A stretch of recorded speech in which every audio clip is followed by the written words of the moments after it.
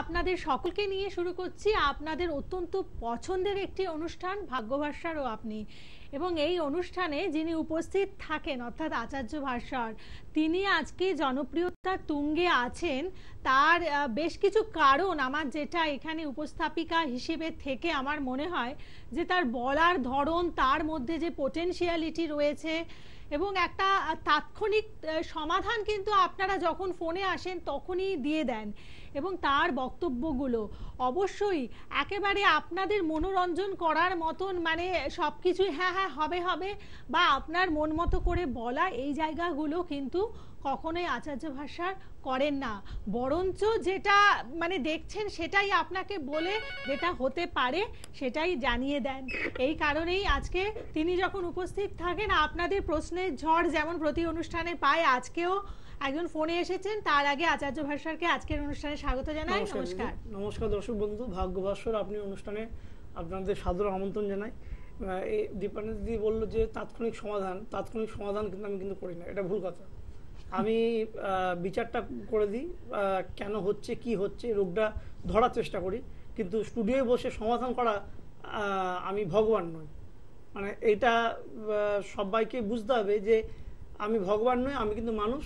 হ্যাঁ, আমি যেটা বলতে চাইছি যে মানে এই যে যখন একজন প্রবলেমের কথাটা বলে সেটার সাথে আপনি যে কথাগুলো বলেন সেটা ওরা কোরিলেট করতে পারে, এই জায়গাটা কিন্তু দরকার। মানে সেটা যদি করতে পারি তাহলে তো আমি সেটা যদি করতে পারি তাহলে আমার প্রোগ্রামটা করা সার্থক, না হলে আমার শুধু শুধু বকা জোগা করে তো মানে যেটা অনেকে করেন বা হয়ে থাকে সম্ভাব্য হয়তো 10টা জায়গা বললো কিন্তু আপনি সেটা নন, আপনি একটা জায়গায় ফোকাস করছেন, ওটাই হচ্ছে, এটাই হচ্ছে আপনার স্বতন্ত্রতা। আচ্ছা, কে আছেন ফোনে? বলুন। নমস্কার। নমস্কার, আমি জয়নগর থেকে বলছিলাম, পারমিতা সেন। আমি একটু ছেলের সম্বন্ধে বলার ছিল। ছেলের নাম বলুন। আচ্ছা বলুন। ছেলের নাম কৌস্তব সেন। ছেলের জন্ম হচ্ছে 2 ফেব্রুয়ারি 2018। 2018। আচ্ছা, জয়নগরেই জন্ম। আপনার সকালবেলা 6:20 সকাল 6:20 জন্মস্থান? হ্যাঁ হ্যাঁ, জন্মস্থান জয়নগর। আচ্ছা, শুক্রবার ছিল জন্মবার? হ্যাঁ হ্যাঁ হ্যাঁ। সিংহ রাশি, মকর লগ্ন। আচ্ছা, প্রথমে বলে দিই যে এমনি ছকটা ভালো আছে, কিন্তু সেকেন্ড হাউসটা খুব ডিস্টার্ব। সেকেন্ড হাউসটা কথা তো 18 সালে জন্মেছেন বলছেন, তার মানে এখন বয়স হবে ওই 6-এর কাছাকাছি, তাই তো? তো আমাকে একটা কথা বলুন, সেটা হচ্ছে যে ওর কথা বলা কি পরিষ্কার? কথা বলাতে কোনো সমস্যা? ওটার জন্যই আমার ফোনটা করা। কথা বলা পরিষ্কার বলতে কথা বলতো, খুব আদো আদো বলা শুরু করেছিল, ঠিক আছে, কিন্তু এখন কথাটা বলা বন্ধই হয়ে গেছে। মানে শুরুটা করেছিল খুবই অস্পষ্ট, এখন টোটাল বন্ধ, কথাটা বলে না, আর করে ইশারায় কথা বলে। এইটা যারা দেখছেন প্রোগ্রাম তাদেরকেও বলে রাখি যে এই যে ব্যাপারটা, কথা বলতে পারছে না, আমার কাছে এরকম ক্লায়েন্ট অনেকেই এসছে। আমি তাদেরকে জিজ্ঞেস করেছি যে আপনারা স্পিচ থেরাপি করিয়েছেন কিনা। আমি আপনাকেও জিজ্ঞেস করছি, আপনি স্পিচ থেরাপি বা ডাক্তার দেখানো এগুলো করেছেন? তাতে কি বলছি, সব নরমাল? সেটা করেছি, স্পিচ কোনো রেজাল্ট নেই, কিন্তু কিছু ফল পাচ্ছি না। এটা আমি আগে কনফার্ম হয়নি। আমার কাছে যখন কেউ আসে কোনো শারীরিক কোনো অসুস্থতা বা কোনো প্রবলেম নিয়ে বা কোনো ইয়ে নিয়ে বা কথা বলতে না পারা বাচ্চার, আমি আগে এগুলো জেনে নিই যে ডাক্তারি জায়গায় যদি কিছু ধরা পড়ে সেখানে আমি হাত দেবো না, ওটা আমার জায়গা নয়। কিন্তু ডাক্তারি জায়গাতে ধরা না পড়ার পরেও প্রবলেমটা যদি থেকে যায় তাহলে বুঝতে হবে যে সেখানে কিছু ব্যাপার আছে, কিছু রহস্য আছে। তো এই ধরনের কেসে যেটা মানে প্রাথমিকভাবে আমরা ধরে নিই সেটা হচ্ছে যে বাক বিদ্বেষণ করা হয়েছে। বাক বিদ্বেষণ বলে, বাক বিদ্বেষণ একটা ক্রিয়া যেটা করলে আপনার মানে বাচ্চা মানে কথা বলতে পারবে না এবং আস্তে আস্তে আনস্মার্ট হয়ে যাবে আর কি। তো এটা আমি আপনাকে বাক বিদ্বেষণটা কীভাবে করা হয় যদি আমি আপনাকে বলছি, সেটা হচ্ছে যে কই মাছের রক্ত, আর দেখবেন পুরুলিয়া, বাঁকুড়া, মেদিনীপুর, পশ্চিম মেদিনীপুর এইসব জায়গাতে দেখবেন ওই লাল মাটি পাওয়া যায়, বা বোলপুর, শান্তিনিকেতন, এই লাল মাটি, গুঁড়ো, কই মাছের রক্ত আর বেলপাতা, এইগুলো নিয়ে যদি কেউ আপনার ছেলের নাম, গোত্র হোক, ছবি হোক, এইগুলো নিয়ে যদি সংকল্প করে বা ইয়ে করে, যদি আগুনে যদি ইয়ে করে, অগ্নিতে যদি সংকল্প করে বা কাজ করে, তাহলে কিন্তু এই কাজগুলো কিন্তু একদম মানে আপনার ছেলের সর্বনাশ করে দেবে, বা যার এগেনস্টে করা হবে তার কিন্তু ক্ষতি করে দেবে। তো সেটা কিন্তু হয়েছে, বুঝতে পারছি। হ্যাঁ, আগে আগে আগে তো বলতে পারতো, হ্যাঁ সেটাই আমারও সেটাই বক্তব্য। এইটার ব্যাপারটা আরো কি ব্যাপার, কি নিষ্ঠুর ব্যাপার জানেন, এই যে শরীরে এই বাক বিদ্বেষণটা করছে, বাক বিদ্বেষণ পরে শুধু কথা বলে আটকে যাবেন না, এর আরো অনেকগুলো সাইড এফেক্ট আছে। যেমন হচ্ছে শরীরের এফেক্ট পড়বে, দেখবেন শরীর দেখবেন আস্তে আস্তে শুকিয়ে যাচ্ছে, আগে যে চেহারা ছিল তার থেকে রোগা হয়ে যাচ্ছে। খেলাধুলা করতো না, এখন কিছুই করে না, ঝিমিয়ে থাকে। তো হ্যাঁ, শরীর খারাপ হবে। 2 নম্বর হচ্ছে অলস, যেটা আপনি বললেন যে ঘুমিয়ে থাকে, অলসতা।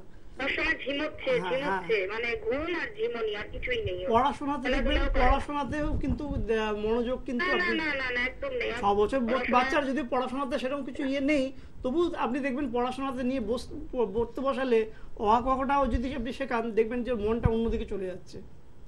হ্যাঁ, মন যাচ্ছে কি, ও বইটা নিয়ে বসলে ও চোখ বুঝে ঝিমোতে কেমন ঝুলে ঘুমিয়ে পড়ছে, এরকম সবসময় বলছি না। বিশ্বাস করুন দিদি, এখনো পর্যন্ত আমার কাছে 8-9 খানা এরকম, আমার জ্যোতিষ ক্যারিয়ারে 8-9 খানা কেস এসছে এই কথা বলতে না পারা। আমি এই সাবজেক্টটাতে 100% সফল, 100%। মানে আমি যতজনকে করেছি তারা প্রত্যেকেই 3 মাস বা 4 মাস, কারণ এটা কিন্তু আমি টাইম লিমিট দিই যে ঠিক হতে লাগবে ম্যাক্সিমাম 6 মাস। ওই 21 দিনে হয়ে যাবে, লিখিত গ্যারান্টিতে হয়ে যাবে, কন্ট্রাক্ট পেপারে স্ট্যাম্প পেপারে সই করে দেবো, এইসবের ধান্দা কিন্তু আমার কাছে প্রত্যাশা করবেন না। আমি টাইম নেব, কিন্তু সেই টাইমের মধ্যে আমি কিন্তু সারিয়ে দিতে পারবো। মানে এখনো পর্যন্ত আমি সারিয়েছি, এখনো পর্যন্ত আমি বললাম যে এখনো পর্যন্ত 8-9টা আমি এরকম কেস পেয়েছি যেগুলো কিন্তু আমি ঠিক করেছি। আমি ঠিক করা কেউ নই, আমি মানুষ নিমিত্ত, ঈশ্বর করেছেন, কিন্তু আমার যেটুকু অর্জিত জ্ঞান সেটা প্রয়োগ করে আমি কিন্তু সফল হয়েছি। তো এটা নিয়ে ওই জন্য খুব হতাশ হয়ে যাওয়ার কোনো কারণ নেই, ঠিক আছে। আর দেখবেন যে আমি যেটা বলছিলাম যে বাকবিদ্বেষণ করা হচ্ছে, বুঝবেন কি করে যে মানে আপনার ছেলে কথা বলতে পারছে না, যে সেখানে যে বাকবিদ্বেষণই করা হয়েছে সেটা বুঝবেন কি করে। দেখবেন ওই স্পিচ থেরাপিতে কাজ হবে না, বা হ্যাঁ, বা যে কোনো ডাক্তারের করার, যে কোনো কথা বলার যেসব আরো যেসব মেডিকেল টার্মস রয়েছে সেগুলোতে কোনো কাজ করবে না, ঠিক আছে। শরীর অসুস্থ হয়ে যাবে কথা বলতে না পারার সাথে সাথে। এই লক্ষণগুলো দেখতে পেলে বুঝবেন যে বাকবিদ্বেষণ করা হয়েছে এবং তার ফলে কথা বলাটা বন্ধ হয়ে গেছে।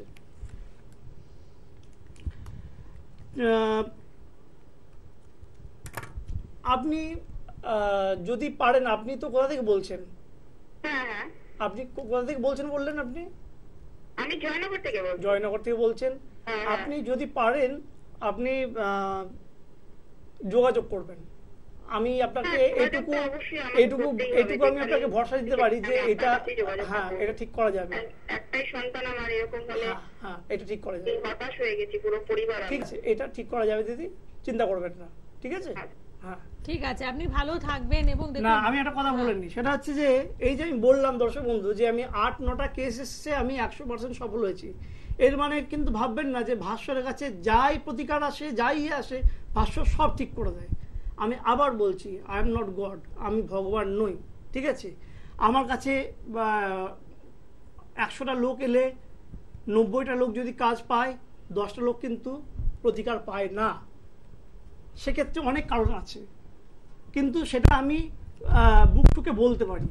আমি মিথ্যে করবো না যে আমার কাছে সবাই এসো, সবাইকে ঠিক করে দেবো। তাই জন্য বলছি যে আপনারা যারা মনে করেন যে আমার কাছে আসবেন, তাদেরকে আমি বলে দিই যে তারা ফোন করে আগে আমাকে সমস্যাটা বলবেন। আমার সমস্যাটা শুনে যদি মনে হয় যে আপনার আসা উচিত বা আপনাকে আমি সাহায্য করতে পারবো, তাহলে আসবেন। কারণ আমি কিন্তু মানে অন্য মানে এইভাবে কিন্তু সমস্ত লোককে কিন্তু দেখি না। আবার অনেকে ফোন করেন যে আমার ক্যারিয়ারটা একটু দেখাবার আছে, একটু বিয়ে জটক বিচার করার আছে, এইগুলোর জন্য কিন্তু প্রচুর জ্যোতিষী রয়েছে, এগুলোর জন্য আসবেন না। কোনো ক্রিটিক্যাল প্রবলেম যেটা সারছে না, বা অন্য জায়গায় গেছেন, ঠকেছেন, টাকা গেছে, গেছে, সেখানে যদি মনে করেন আমাকে ফোন করবেন, প্রবলেমটা বলবেন, আমি বলবো আসতে, তবে আসবেন। তো ফোনে আছেন একজন, ফোনে আছেন, ধরে থাকুন।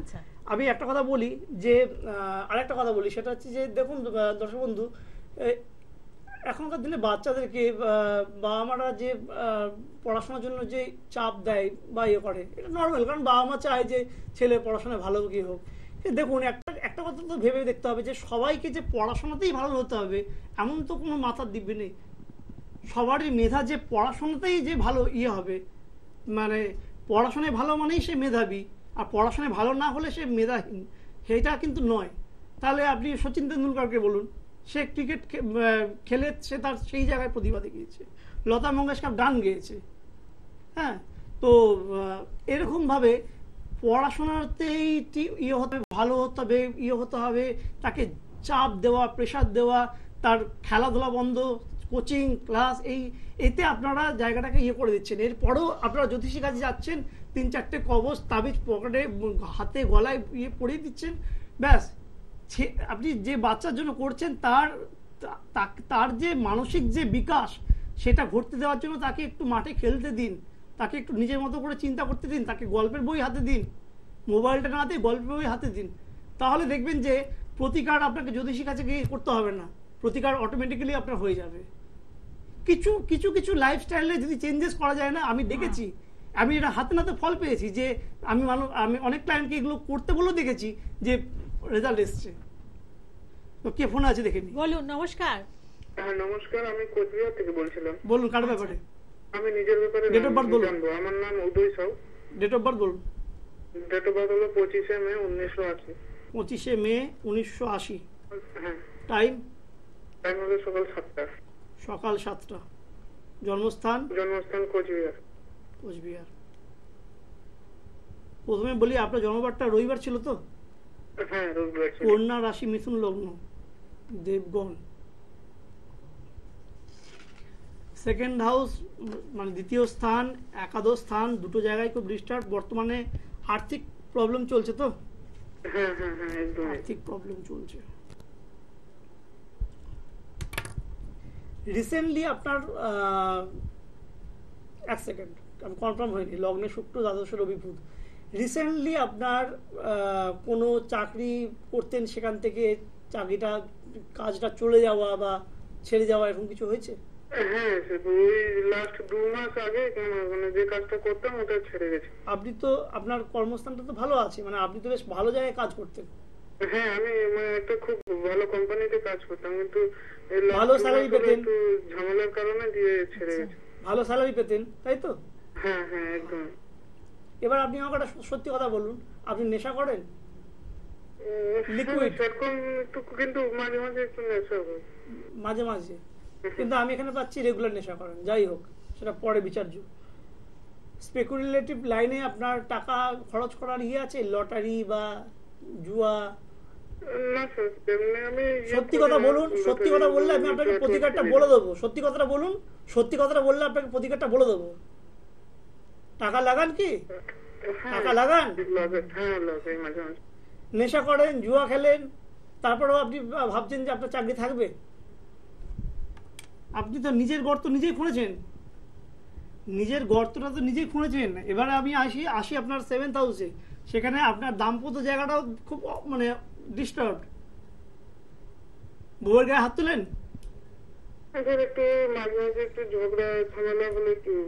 মাঝে মাঝে নয় তো, এটা তো দেখতে পাচ্ছি কন্টিনিউয়াসলি।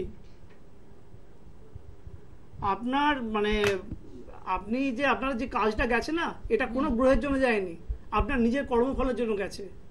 আর আপনার যে বাড়িতে ওয়াইফকে মারধর করেন বা গায়ে হাত তোলেন বা ঝামেলা অশান্তি করেন, নেশা করেন, নেশা করে প্রথমত আপনার লিভারটা কিন্তু অলরেডি মানে প্রায় 60% ড্যামেজ হয়ে গেছে।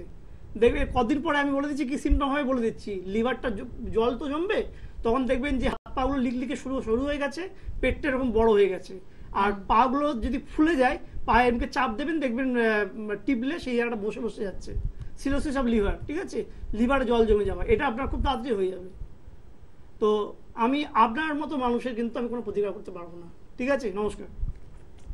আচ্ছা, একদম মানে দেখুন, এই যে কোনো কিছু একটা লুকিয়ে মানে কয়েকটা জায়গা আমরা শুনেছি ছোটবেলা থেকে যে গেলে আমাদের কিছু লোকাতে নেই, ঠিক আছে একজন অ্যাস্ট্রোলজারের কাছেও বিশেষ করে আচার্য ভাষার আমি কাছে আমি নৈতিকতার ব্যাপারে আমি কিন্তু পারফেক্ট, আমি কিন্তু অনৈতিক কোনো কাজে কোনো করি না। অনেকে আমাকে বশীকরণের জন্য ফোন করেন, তাদেরকে আমি অন লাইভ আমি অন ক্যামেরা বলে দিচ্ছি যে আমি বশীকরণের কাজ করি না। কারণ এখন বশীকরণের জন্য যারা আসেন তারা তাদের উদ্দেশ্যগুলো কিন্তু বেশিরভাগ কিন্তু খারাপ, হ্যাঁ, যে বাবাকে বশীকরণ করে দাও আমি তাহলে সম্পত্তিটা পাবো, বা বসকে করে দাও প্রমোশন পাবো, এইসবের জন্য কিন্তু আমি কিন্তু এইসবের জন্য নেই। ঠিক আছে, যে আজ ফোনে আছে ধরে থাকো।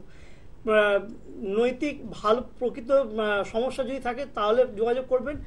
আর আমি প্রতিকার যেটা আমি বলি যে ধারণ ছাড়াই সাফল্য, এটা সম্ভবত আমার মনে হয় আমি এটাকে বলেছিলাম যে ধারণ ছাড়া সাফল্য মানে প্রতিকার। অনেকে আছে যে প্রতিকার মানতে চায় না, যার জন্য করাচ্ছেন সে পড়বে না, সে বিশ্বাস করে না, বা সে এখানে থাকে না, করে না, সেক্ষেত্রে কিন্তু ধারণ ছাড়া সাফল্য এইটা আমি এখন অনেক অ্যাস্ট্রোলজারকে বলতে দেখি, তারা লিখেও দেন লম্বা করে ধারণ ছাড়া সাফল্য।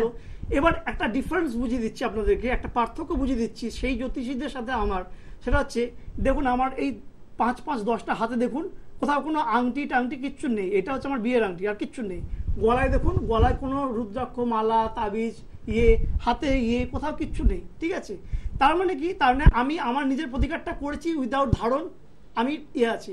কিন্তু যে জ্যোতিষীরা বলছে যে ধারণ ছাড়া সাফল্য, তারা দেখবেন হাতে দেখবেন গন্ডা গন্ডা সোনার আংটি, তারা কিন্তু নিজেরা কিন্তু সেই জায়গাতে বেরোতে পারেননি। এইভাবে কিন্তু আপনারা মানুষকে জাজ করবেন, তবে কিন্তু আপনারা ঠকবেন না। আচ্ছা, কেউ আছেন ফোনে? বলুন। নমস্কার। হ্যাঁ নমস্কার, আমি বালুরঘাট থেকে বলছিলাম, একটু আমার মেয়ের জন্য কিছু জানার ছিল। মেয়ের ডেট অফ বার্থ বলুন। মেয়ের ডেট অফ বার্থ হচ্ছে 25শে এপ্রিল 1997। 25শে এপ্রিল 1997, বালুরঘাটেই জন্ম। আচ্ছা, সময়টা বলতে হবে। সময় হচ্ছে কি রাত 11টা 28 মিনিটে। রাত 11টা 28। হ্যাঁ। জন্মস্থান বালুরঘাটে। বালুরঘাট, ওকে। শুক্রবার তো, বৃশ্চিক রাশি। হ্যাঁ, শুক্রবারই জন্ম। পরিষ্কার বিয়েতে বাঁধন দেওয়া হচ্ছে দিদি। বিয়ে মানে বিয়ে ভেঙে যাচ্ছে, বিয়ে হচ্ছে না। বিয়ে তো মানে অনেক দেখেছে, বড় সব বন্ধ হয়ে গেছে, হতাশই হয়ে গেছি আমরা। বাঁধন দেওয়া হয়েছে, এই নিয়ে আমি প্রোগ্রাম আরো করেছি। বাঁধন আমি এই জন্য বলি যে মেয়েদের 13 থেকে 14 বছর বয়সে বিবাহে বাঁধন দেওয়া যায়, মানে 13 থেকে 14 বছর বয়স থেকে বিবাহে বাঁধন দেওয়া যায়। এটা আপনার নিকট কোনো করেছে, আমি সংক্ষেপে বলে দিচ্ছি, সময় আস্তে আস্তে কমে আসছে তো। আপনি ইমিডিয়েটলি বাঁধনটাই কাটান, আপনার মেয়ের বিয়ে হয়ে যাবে। মেয়ের এখনো বিয়ের যোগ এখনো 3 বছর রয়েছে। ঠিক আছে, চিন্তা করার নেই। না ছেড়ে দিলে হবে না। লড়াই মৃত্যুর আগের দিন পর্যন্ত লড়াই করতে হবে। লড়াই ময়দান আপনি যেদিনকে ছাড়বেন সেদিনকে আপনি হেরে গেলেন। গিভ আপ করা চলবে না। সে করবেন, ওই ফোন নাম্বার যাচ্ছে, আমি ফোন নাম্বার এখন বলে সময় নষ্ট করতে চাই না। ফোন নাম্বার দেখে নিন, ফোন করে করে নেবেন। নমস্কার। আচ্ছা, এবার চেম্বারের অ্যাড্রেসটা। চেম্বারের অ্যাড্রেস আমি দেখুন দর্শক বন্ধু, চেম্বারের অ্যাড্রেস বলতে আমি কিন্তু দুয়ারে দুয়ারে ঘুরতে পারবো না, মানুষের দুয়ারে দুয়ারে, যে আজকে পুরুলিয়া, কালকে কোচবিহার, পরশু জলপাইগুড়ি, তারপর দিন বর্ধমান, তারপর দিন আসানসোল, তারপর দিন মেচেদা। এইটা আমার দ্বারা হয় না। কারণ হচ্ছে যে আমার কাছে কম লোক আসে, আমি 3-4টে লোককে দেখি, কিন্তু সেই 3-4টে লোকের মধ্যে যখন 2টো লোকের প্রতিকার করি না, আমার প্রতিকারগুলো করতে টাইম লাগে। এবং প্রতিকারগুলো করতে যদি হয় আমাকে, তাহলে কিন্তু আমি কিন্তু মানে এদিক ওদিক ঘুরে বেড়াতে পারবো না।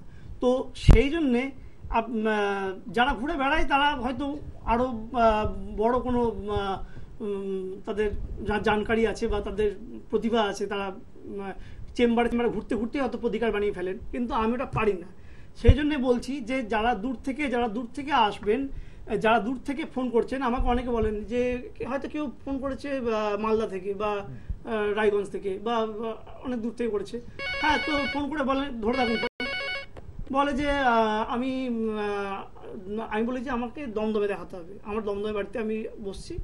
তো বলে যে এত দূর কি করে যাব।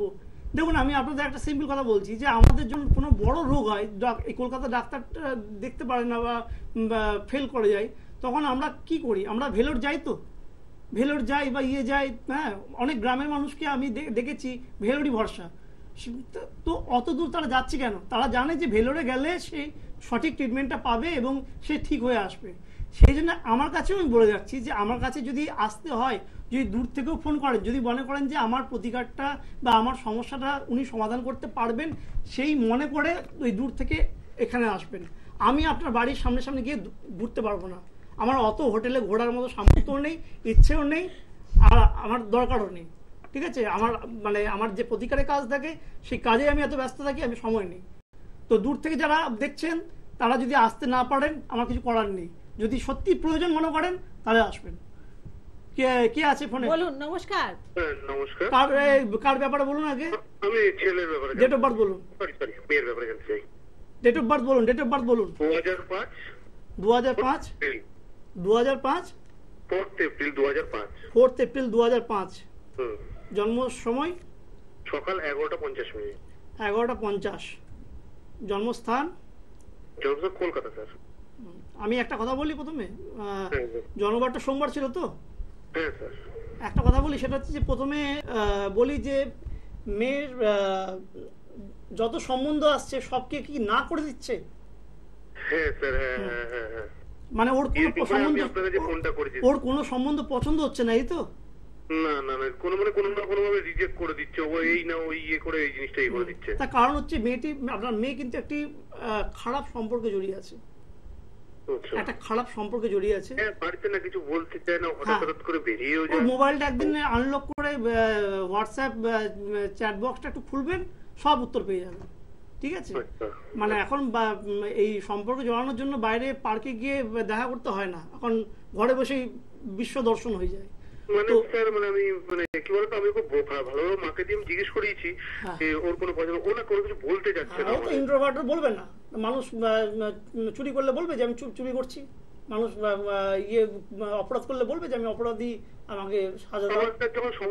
শুনুন, ওর এই সম্পর্কটা যার সাথে জড়িয়েছে সে কিন্তু ওকে এক ধরনের বশ করে রেখেছে, তো সেই জন্য কিন্তু ও কিন্তু ওখান থেকে বেরোতে পারছে না এবং ওইখানের মধ্যে লিপ্ত হয়ে রয়েছে এবং ওকে ছাড়া কিছু চেনে না, বাবা মাকেও চেনে না। এক কথায় যা দেখতে পাচ্ছি, বাবা মাকে একদম অগ্রাহ্য করে, যখন তখন মুখের উপর, হ্যাঁ বাবা মাকে মানে না।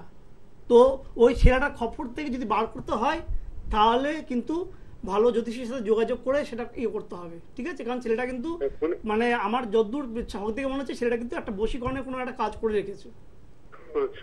ঠিক আছে, কোনো কথা শুনছে না। আমি তো বললাম, কারণ বলে দিলাম, বেশি বকতে চাই না। রাখুন একদম। আর আজকের অনুষ্ঠানে বিশেষ একটা সময়ও হাতে নেই, অতএব আমি দর্শক বন্ধুদের বলবো হাতের জায়গায় যাব কি? হাতের জায়গায় যাব। 1 মিনিট টাইম আছে। আর 1 মিনিট টাইম আছে, আমি দুটো পয়েন্ট দেখিয়ে দিই তাহলে। হ্যাঁ, দুটো পয়েন্ট দেখে দিলে ওদের ভালো হবে তো নিশ্চয়ই। দেখুন দর্শক বন্ধু, যাদের ডেট অফ বার্থ টাইম নেই তাদের ক্ষেত্রে কেতুর স্থানে দেখুন, আমি কতগুলো তাদের কিন্তু হাত দেখে আমি বিচার করি। এই কেতুর স্থানে যদি ক্রস থাকে তাহলে বুঝতে হবে যে বিবাহিত জীবনে প্রচন্ড ঝামেলা হবে, প্রচন্ড অশান্তি।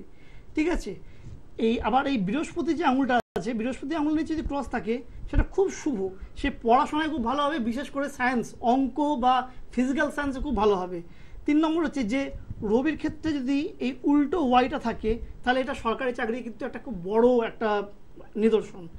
আর রবির জায়গায় যদি তিল দেখা যায় তাহলে কিন্তু মেয়েদের ক্ষেত্রে বলছি, হয় স্বামী নয় পিতা, যে কোনো কারো একজন প্রাণহানি হবে। ঠিক আছে, তো 1 মিনিট আছে তাই তো? আচ্ছা, আমি একটা কথা বলি, দেখুন এই যে প্রাণহানি হবে বলছি, এখানে একটা কথা বলা দরকার যে দেখুন ভগবান আমাদেরকে সবাইকে পূর্ণ আয়ু দিয়ে পাঠায়, পূর্ণ আয়ু দিয়ে পাঠায়। ঠিক আছে, কিন্তু আমাদের জন্মানোর পর বিভিন্ন কর্মফল বা বিভিন্ন এর ফলে কিছু দোষে আমাদের আয়ুর জায়গাতে ফাঁড়া বা চলে আসে। সেই ফাঁড়া যদি আপনি কাটিয়ে উঠতে পারেন তাহলে আপনি পূর্ণ আয়ুতেই যেতে পারবেন। কিন্তু অনেকেই ম্যাক্সিমাম মানুষ কি হয়, সেই ফাঁড়াটা কাটিয়ে উঠতে পারে না, হয়তো তার 90 বছর অবধি তার পূর্ণায়ু, কিন্তু দেখা যাচ্ছে যে 56 বছর বয়সে সে স্ট্রোক হলো, সেই স্ট্রোকে সে মারা গেল, কারণ সেই দিনটার জন্য সেই দিনটাতে তার তার ফেভারে ছিল না। তো সেই জন্যে এগুলো একটু সময় কম, দিনটা যদি বিশেষভাবে কিছু করা যায় তাহলে হয়তো আয়ু কাল না দেখতে হবে যে ফাঁড়াটাকে আগে থেকে কাটিয়ে দেওয়া যায় কিনা। ঠিক আছে, বেশ। অবশ্যই। তো এই যে জায়গাগুলো মানে বিশেষ কিছু জায়গা আছে জানার জন্য আপনারা যোগাযোগ করুন। আজকের পর যোগাযোগ করতে হবে না। ভালো থাকুন, নমস্কার। নমস্কার।